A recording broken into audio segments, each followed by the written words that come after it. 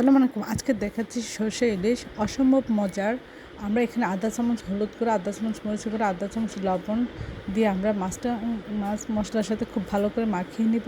তারপরে আমরা এখানে 2 চামচ কালো সরিষা দিচ্ছি, আপনারা হলুদ সরিষাও দিতে পারেন। দিয়ে আমরা ভালো করে ধুয়ে এটা ব্লেন্ড করে নিব।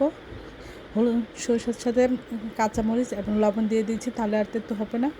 এখন আমরা পেঁয়াজ একটু ভেজে নিয়ে, পেঁয়াজ কাঁচামরিচ ভেজে নিয়ে সামান্য পানি দিয়ে আধা চামচ হলুদ গুঁড়া, আধা চামচ লবণ, 1 চামচ মরিচের গুঁড়া, আধা চামচ ধনিয়া গুঁড়া, আধা চামচ জিরা গুঁড়া সব কিছু মশলা দিয়ে আমরা খুব ভালো করে মশলাটা কষিয়ে নিয়ে তারপরে এর মধ্যে মাছ দিয়েছি। দিয়ে আমরা এটা লো হিটে এটা ভেজে নিব। এতে জাল মানে রান্না হবে, সব কিছু হবে।